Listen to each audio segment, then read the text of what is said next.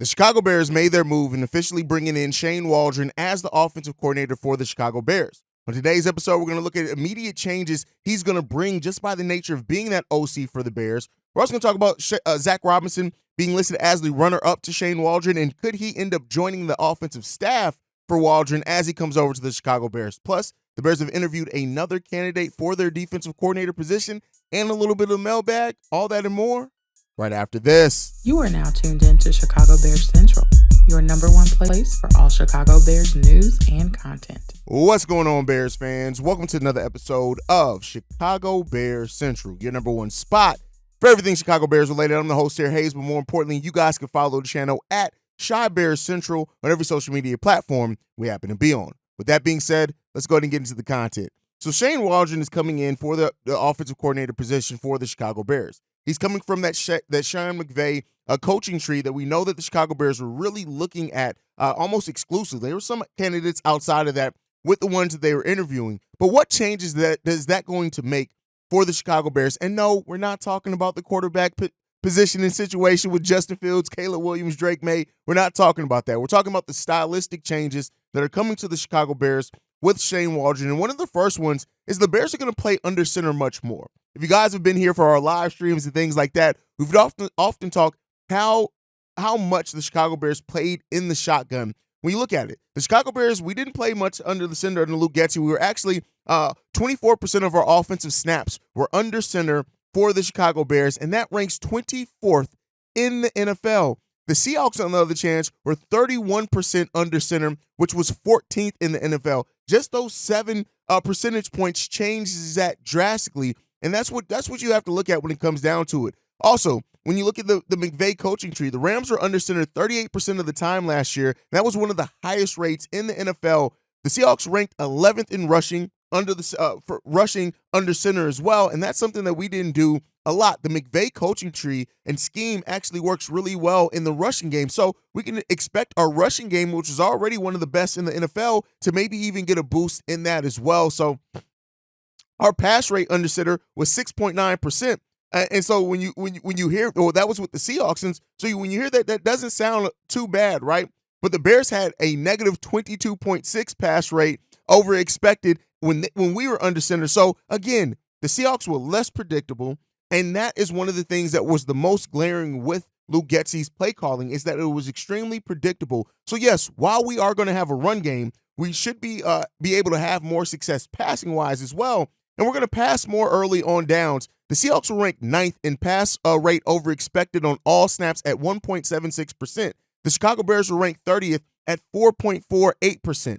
The Seahawks passed the ball on 7.24% over the expected rate on early downs, meaning, again, unexpected offense. And so that was a big thing as well. And so we were high on metrics. The Chicago Bears were negative 0.49 on passing on early downs, which was lower than average rate. The Seahawks also ranked 4th in expected points added by the passing game. The Chicago Bears were 25th. So when it comes down to it, what Shane Waldron is bringing not only a more experienced play caller, but he's bringing some play calling that's not as stagnant. And I've saw some of you guys in the comments. Shane Waldron isn't really a dynamic play caller. Again, you're looking at results, not the stats. And so, yeah, the results are going to come down to it as well with how well the Bears can execute on that. But it's not even a conversation that Shane Waldron is a much more dynamic play caller than what we've had in Chicago for the last 6 years. This isn't like, yeah, Luke Getsy was terrible, but it's much more dynamic for that. We are going to run the ball well, right? Because we already have that established, and we're going to be more varied in how we also use our passing game. And, of course, I know some people are going to make it, well, Justin, Caleb, Justin. I'm not talking about that. I am talking strictly about the style that we're playing. And listen, the Bears, when they hired Luke Getsy, talked about the Sean McVay coaching the type scheme. Luke Getsy did not execute that. That is why you saw the Bears actually go out there and get somebody that actually comes from that coaching tree and has that type of coaching scheme. And so, listen, Shane Waldron has worked with Sean McVay all the way back into with Washington. And so, listen, he's been under McVay from 2016 up until 2021 when he left to go over to the Seattle Seahawks. So the Bears are getting somebody who's going to come in and bring exactly what they've been looking for and what we've needed. It wasn't just the route options and the route trees. Those were things that held back the Chicago Bears, but it also was how predictable our offense was. One of the things I always go back to, and if you guys have been, subscribed to this channel for long enough, you know that I talk about it consistently. This Chicago Bears team, in the second game of the season, you had a defense that said, we knew exactly what they were going to do because they did it a whole bunch of times before. We knew exactly where to be. You're not going to run into that as much with Shane Waldron now being your offensive coordinator. Is he perfect? No. That goes without saying. That's everything. Nobody's perfect in this. And I know some people, well, he has this problem, he has that problem. Yes, there are absolutely limitations that Shane Waldron has as an offensive coordinator. But what the Bears were looking for were what they initially were hoping to get a similar style from Luke Getsy that just did not come into fruition. But they're now getting somebody who truly comes from that coaching tree, and it brings in a bunch of varying offense than what the Bears are doing. Just the nature of being more under center for whoever the quarterback is, whether it's Justin, whether it's somebody else, is going to help. Running more from under center is going to help. How many times did we run the ball from the shotgun formation and we looked at it and said, why would you start further back from the line of scrimmage when you only need 2 yards? You're not going to run into those issues. You're bringing in a more than competent offensive play caller that knows how to do it and is going to build the system to the strengths of the players that we have here in Chicago.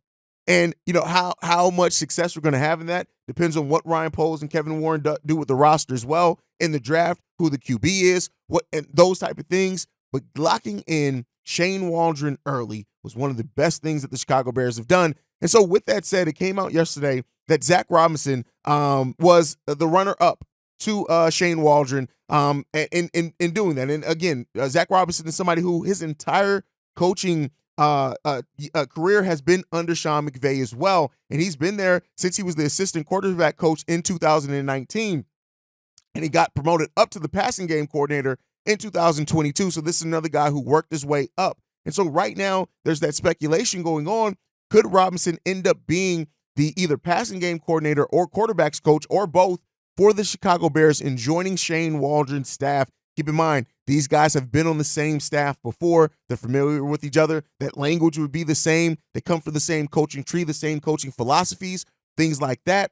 So that's really interesting to hear that. And that is a possibility talked about with the Chicago Bears going after and interviewing the coaches that they did. They could also look at some of those guys for other positions in that offensive coaching staff, especially because they all come from the same tree. And don't be surprised if that ends up being the route that the Chicago Bears go, is in trying to get somebody like Zac Robinson in. Because listen, I expect Shane Waldron to get the associate head coaching role as well.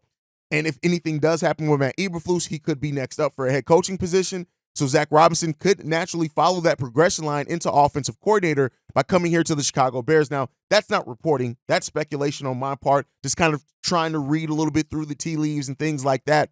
But if that's the route that the Bears go, they're solidifying that coaching staff with having a shorthand of somebody that he's already familiar with. So look out for Zac Robinson to potentially join the Chicago Bears coaching staff, the offensive staff, as the quarterback coach, passing game coordinator. And I think if that happens, you're looking at the Bears really kind of shoring up and saying that this is the offensive scheme that we want to tie ourselves into. Let's get the players to work. Let's get the players that work in the scheme, that can progress, that can develop. And then we'll see what the offense is going to be. So many Bears fans want to see this team have an offense that is modern in the NFL. We haven't had that. And we could very well bring that with Shane Waldron coming in. And, of course, personnel changes. We got a lot of personnel that we need to look at. We'll talk about that a little bit more. We got some voicemails on that one. But with that said, offensive coordinator, offensive staff aside, we have now the Chicago Bears have interviewed Terrell Williams for their defensive coordinator position. Now, this is a guy who is not an experienced play caller. He has done no defensive play calling over the course of his career. So this is another sign that Matt Eberflus will maintain defensive play calling responsibilities, which is something that we can absolutely understand. But the thing with bringing in potentially Williams as your defensive coordinator, he's currently right now the assistant head coach and defensive line coach of the Tennessee Titans. So he's somebody who's trusted, somebody who, while not calling plays, does bring some of that experience that you want, right? And this is a guy he was been the defensive line coach for 3 different teams. He got started in coaching with the Oakland Raiders in 2012. So he's been a coach for 12 years. He's been coaching in the NFL. He joined the Miami Dolphins in 2015 and the Tennessee Titans in 2018, and he served as the defensive line coach in that, and he got a promotion last year to assistant head coach on top of the other duties as the defensive line coach. So while he doesn't bring the play calling, and I think that's the route that we're expected now to go to, just reading what the Chicago Bears are doing, he's a guy that comes in, he understands how to have that role. The fact that he's been an associate head coach means that he can very well help as Matt Eberflus maybe had some other things that he has to dictate down to. I really like this interview for the Chicago Bears. Experience is a big thing that you want, especially with Matt Eberflus no longer being a rookie head coach, but he still is somebody who is only 2 years, going into his 3rd year now as a head coach. So bringing somebody who's been around, been in the NFL that long, it's definitely something that, hey, that the Bears can look at. And so brings more experience than what Alan Williams has. And I think it can help solidify and kind of back up Matt Eberflus on some of the things that he has to do as that. So, when it comes down to it, we'll end up seeing. We're both are so far the candidates that we've interviewed for the defensive coordinator position. Both come from the Tennessee Titans, and their cornerback coach, Chris Harris, former Bear, and in Williams now, their assistant head coach. So that's something to really look at. How does that continue to grow? Like, the Bears looked almost exclusively under the McVay coaching tree for the offense. Are they looking at coaches under this similar type style defensively? And we'll see what that ends up bringing. But I think this is a really good hire for the Chicago Bears, and let's see how they continue to build off of that. All right. With that said, man, I wanted to get into some of your guys' voicemails, just a couple on today's episode, because I know it's backed up with the Shane Waldron hiring. I knew the voicemails were going to be backed up. We're going to get into the first one. This one's from Darius. What's going on, Haize? Darius from Dallas here, man. Super pumped up about the Shane Waldron hiring. We got somebody experienced. We didn't get no gimmicky up-and-coming guy. We got somebody that knows what he's doing. Yeah, I'm excited about that. I guess that means, I was starting to think that since we're bringing Kingsbury in, that meant we were going after Caleb, but hopefully that's a sign that we're sticking with Justin. But anyway, man, my main question is this. We've been watching a lot of elite offensive lines this year, during the playoffs, man.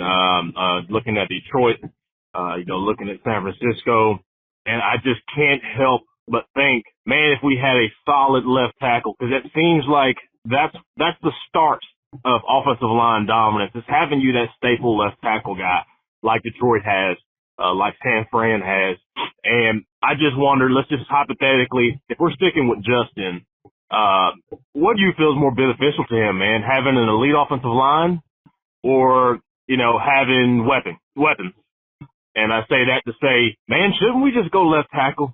Shouldn't we just go left tackle first pick, man, and get this boy an elite? If we're sticking with Justin, get this boy an elite offensive line, and let's see what a Justin Field with time can do.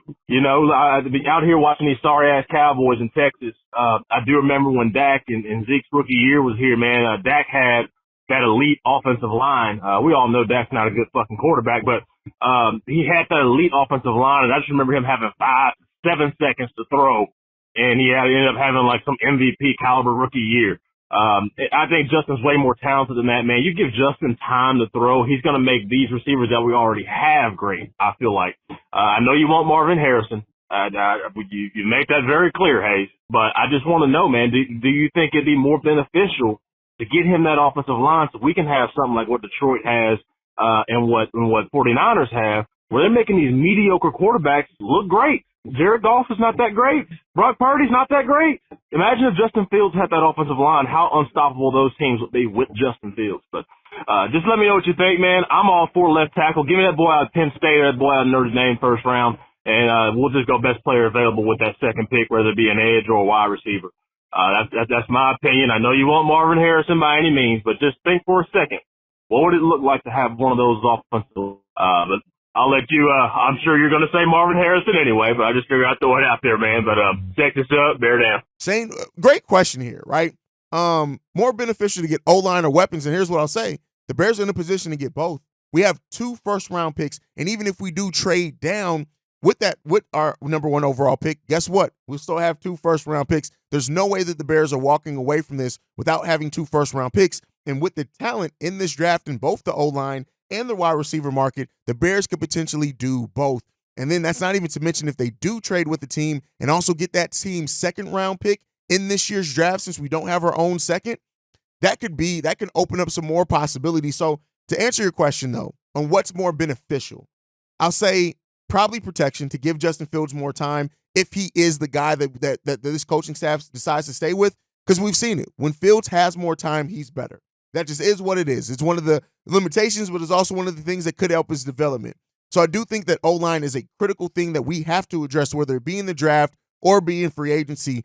And that's one of the biggest questions. And the things in answering your question is that, yeah, the Bears could draft O-line because there's a lot of really good O-line depth, or they could be more aggressive and go out there and get a free agent that's a more veteran piece to do that, and then keep maybe their 2 first-round picks to go edge and go wide receiver, go quarterback, go wide receiver, go quarterback, go edge. So the Bears have a lot of flexibility in how they're going to attack it. But I definitely agree with you.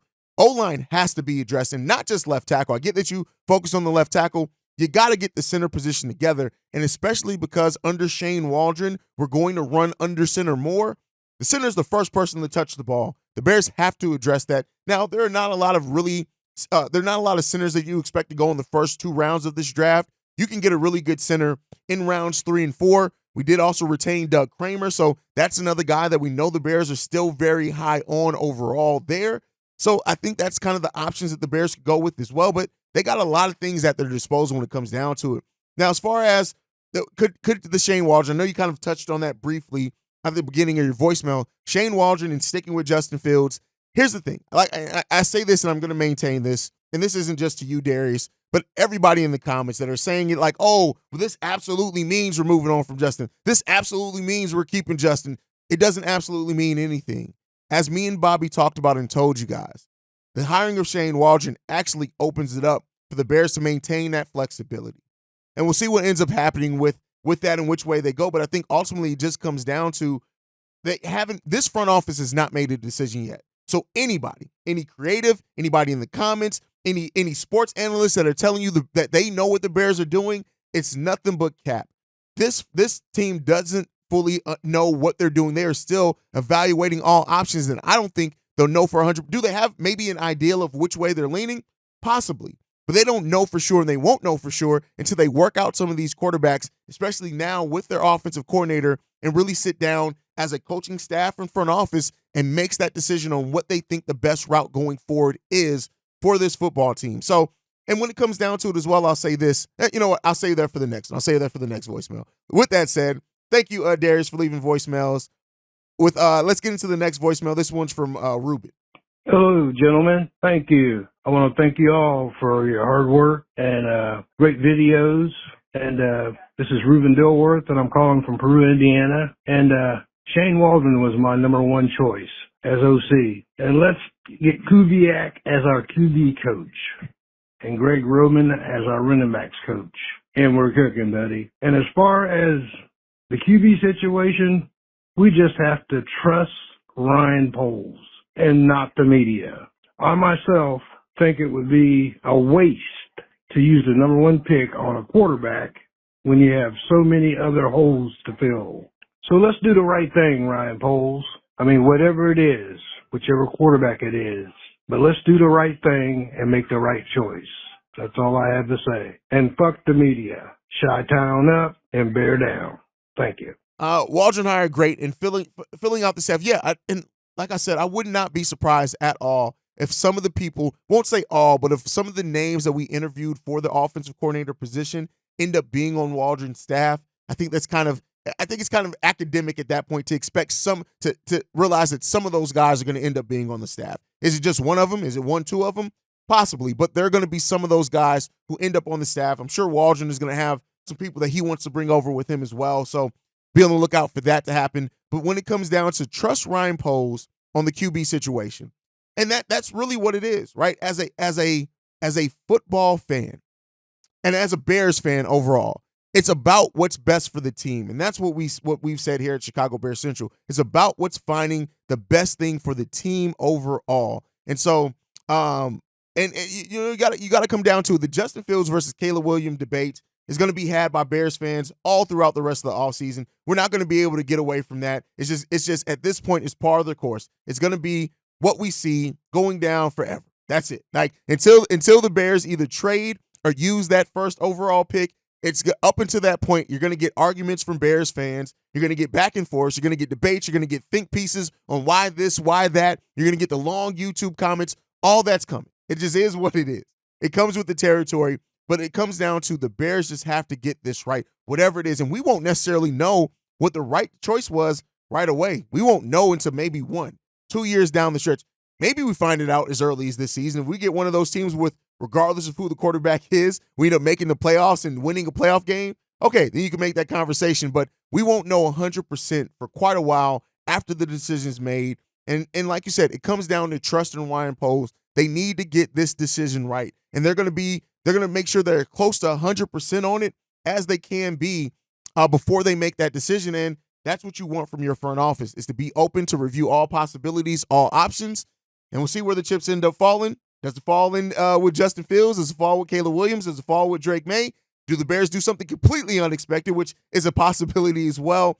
But at the end of the day, man, we'll see what happens down to it. And that level of success that the Bears have is going to be the ultimate story on if they made the right decision.